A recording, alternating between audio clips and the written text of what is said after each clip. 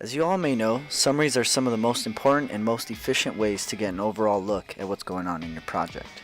In FinStack 4.0, we've made sure that summaries went above and beyond to help users accomplish exactly that. Did you know you could access your summaries through related bubbles? For example, let's say you're viewing an HU graphic and you'd like to view a summary related to this HU.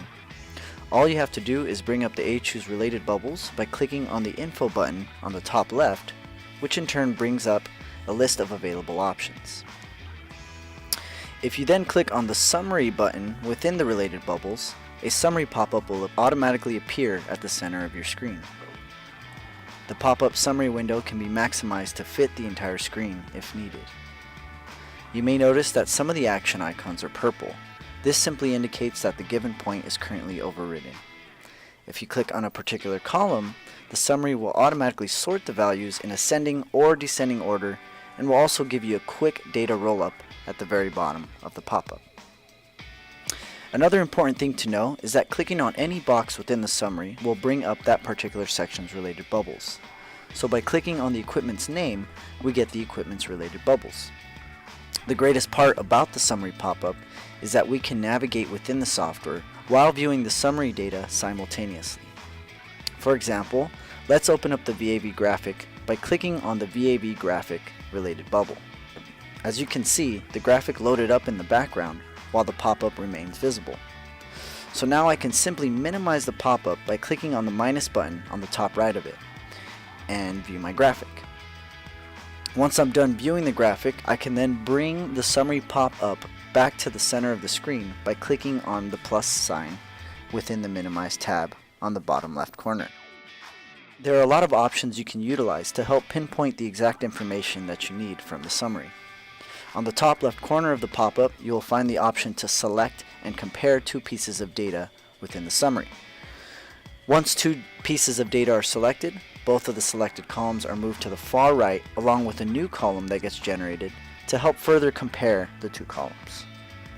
Once the compared points are deselected, the new column will disappear from the summary grid. You also have the option of showing and hiding certain columns, which really comes in handy when you have a lot of data within your summary.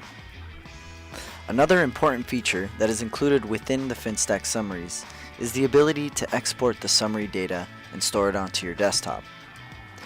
If you look toward the bottom left of the summary pop-up, you will see an export button. As soon as you click on the export button, a window will appear allowing for you to select a download destination on your desktop to which the CSV file will be saved to. Okay, so as you may already know, FinStack was built with a mobile-first strategy, which means everything you see on a desktop can also be viewed in a mobile setting without requiring any additional engineering. So let's take a look at what summaries look like in the mobile view.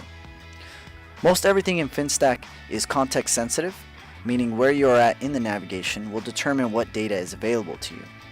So let's go ahead and navigate down to one of my sites.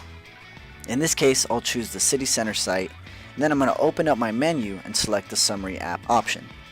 This then automatically switches me to the Summary mini app, allowing for me to select between the available summaries.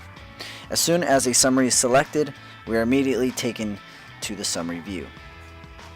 Thanks to our responsive web design, you can pick and choose which point you're currently viewing within the summary by using the drop-down menu on the very top of the summary view.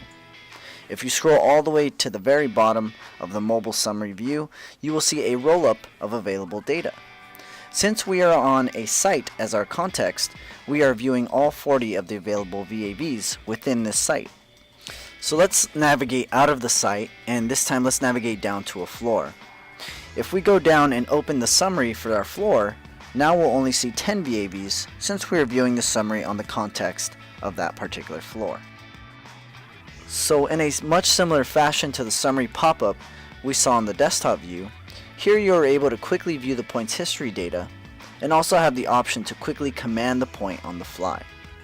If at any point you'd like to dig in deeper and get more information on a certain equipment or value, you can click on the icon to the left of the equipment's name, which in turn will bring up that equipment's related bubbles.